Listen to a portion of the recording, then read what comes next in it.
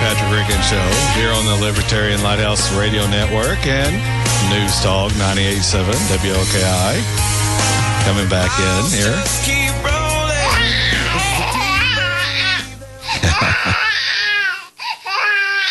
Yeah, that's our president giving his press conference. All right. Oh, yes. You can't say the show isn't fun. All right. This segment, here's something I want you to think about. If your power is being threatened, as it is in Washington, their power is being threatened. Their money is being threatened. How far will the establishment, and by establishment I mean this so-called ruling class in government and the media, all these people who want to concentrate power in government, how far will they go to hold on to power, to keep all of that power and money in a centralized location under their control? Will you lie? Would you put out phony polls? Maybe not even outright phony, but less than honest polls to propagandize people? Would you try and punish and marginalize people who have the courage to stand up and speak out against this ruling class? Will you try to suppress all dissent against the government? Would you try to make the people fighting against government look like the bad guys? Well, of course you will. Yes to all of this. Just look at tyrannical, dictatorial governments all through history. You could just about lay their tactics squarely over what our government is doing to us right now. It would match up almost exactly. That's because all governments end up trying to oppress their populations. That's just the evolution of government. That's how it works. Our founders knew this to be all too true. That's why they talked about having to overthrow the government at some point if it failed to respond to the people.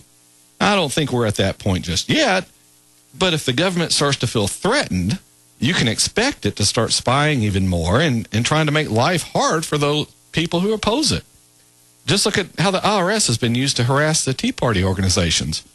You can probably expect more of that in the future as this country begins working its way towards more libertarian ideas.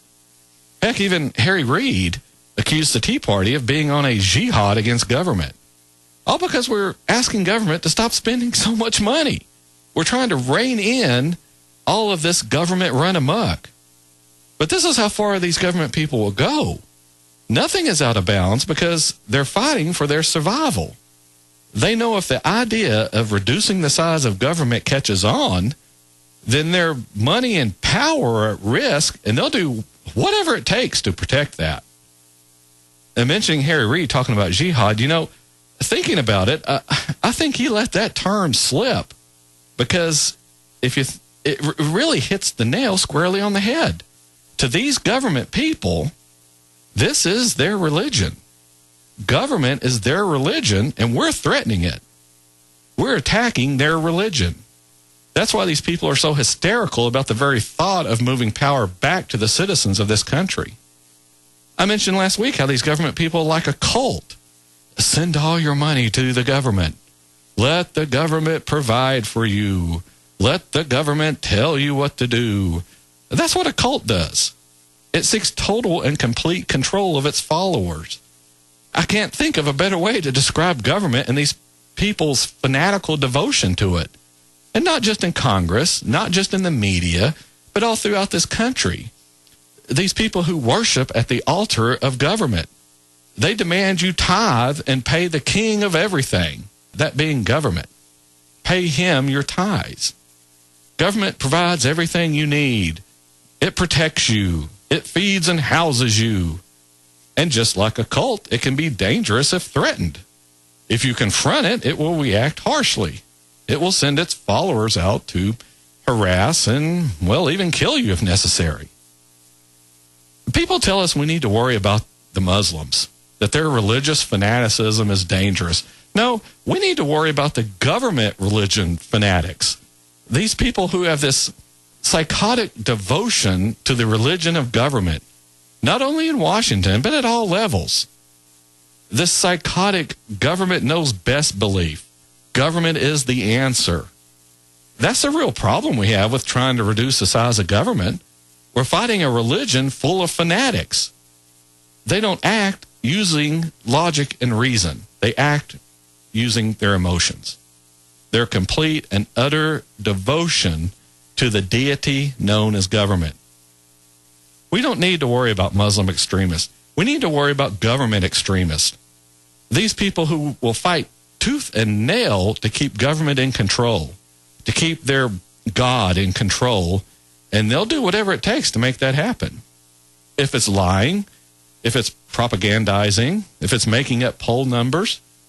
You saw the same thing happen with this global warming debate and those religious fanatics. They're really an offshoot of the government fanatics, but they're just as dangerous. Tons and tons of their data, well, we found out it was made up. They were shown to be forging their numbers used to justify their religion. And yes, it's a religion too, global warming. Just look at how they still argue their global warming God exists. Their God has been discredited, yet they still cling to the faith that their religion is genuine and based in fact. If you want to know who the bitter clingers are, it's Obama. It's government. Obama stated that, quote, it's not surprising that they get bitter. They cling to guns or religion or antipathy to people who aren't like them. That's government people. I don't know how much of a better definition you could have. They are clinging to their guns by keeping armed police on guard to keep you from using government parks. Even prevent you from stopping along the highway to take pictures. Locking you in a hotel to keep you from watching the Old Faithful geyser. These government people are clinging to their guns and their government religion when they're threatened with the citizens demanding their rights and their freedom and their liberty. Just look at how far the government is willing to go to keep you in line, to keep you from exercising the freedom that has been taken from you. You used to have the freedom to visit national parks, but it's been taken from you. And when you try to get it back, you're met with armed park officers. It doesn't sound like the government's too interested in giving back what's been stolen, which is your rights. So if you can't trust government, if it's not going to look out, if it's going to look out for itself and not you, well then where can you look to for guidance on what it can do? It's the Constitution, the set of rules for our government. If you wonder if government should be able to do a certain thing, just look there. If it isn't listed, then no, the government shouldn't be doing it. Plain and simple. If you want to add it to the Constitution, we can. We can amend it to include whatever we want. You just have to get the votes to get it passed. The problem now is the government religion people don't want to do that. You see, the Constitution restricts them. It puts boundaries on their behavior, and they don't want that. To get around that, they tell you, the lowly citizen, what the Constitution means.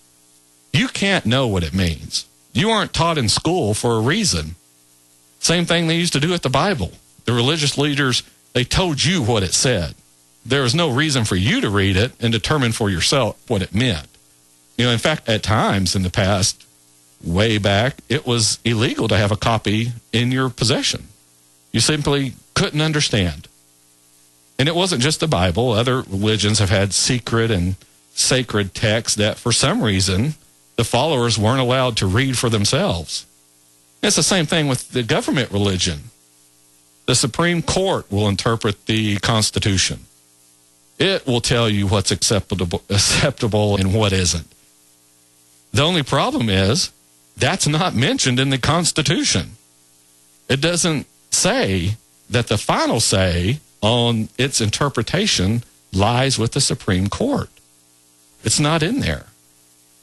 That's a role the Supreme Court stole from the people of this country. In fact, I covered it on a past show. You can check our archives on it. YouTube.com/Patrick Riggins Show. That's YouTube.com/Patrick Riggins Show. My point to all this is, when you wonder why these people fight so hard against you, it's because government is their religion. They're true believers who see anyone who doesn't believe as they do as a heretic. They can't even understand why you wouldn't believe as they do. They can't comprehend why you don't see things as they do. And for the most part, it's because we don't believe in their God known as government. We don't practice their religion praising and glorifying that corrupt deity. That's why you see all this happening. You're watching a holy war being waged by the followers of government against us, the citizens of this country. We are up on the final break here of the hour already. Can you believe it? When we come back from the break, we'll listen to a little Stain there as we head out. We'll hit a couple more things when we come back. So be sure and join us. We're going to cram as much as we can into this last short segment here on The Patrick Regan Show.